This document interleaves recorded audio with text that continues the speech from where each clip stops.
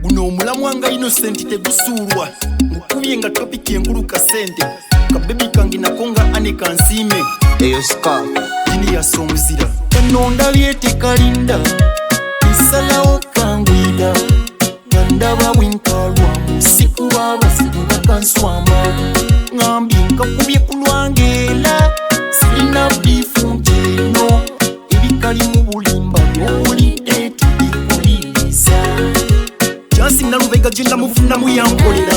nalikana katolubwama nampeerera nga mu bonna nze nina Rose byayagala okuvuganya ne Tobikuliriza nenziwangula ekyokupamba naye Juli muteesaasira era Maria mu mulinde nga yeevulumula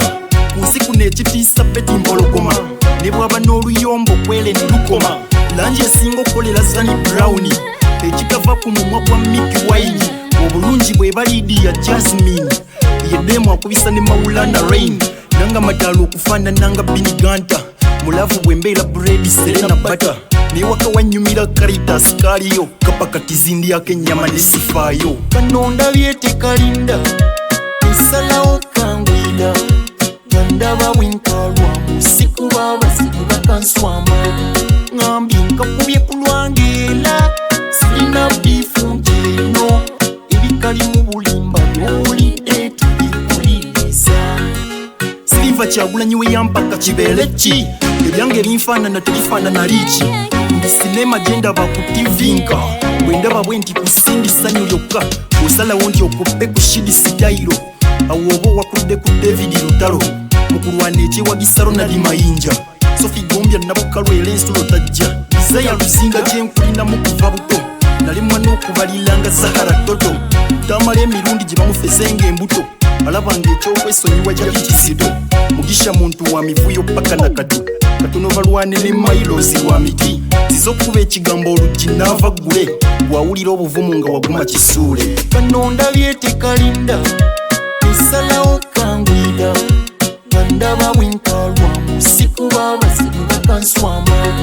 ngambi nkakubye kulwangela sirina bifu nteno ebikali mu bulimba byowulidde Tobikuliriza Samari matovu bwe yakolanga namukoppa Josephat Sebuya gwe ne bootampa nayilalizi fulo nenteekamu n'ejjoogo kuba rapiza Jenyel zambanga mu bwongo I would have chosen Becky tukolenga omukwano naye kati atijjisa nsonyi ate bali luno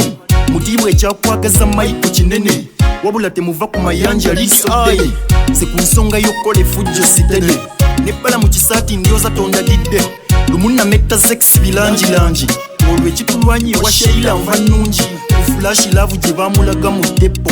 mubaali beegasse bakole ne kazibu ekkapo otaba fuulu figa nga nayo teyakufa tosobola kusabirira kalimu kange bwe kalifa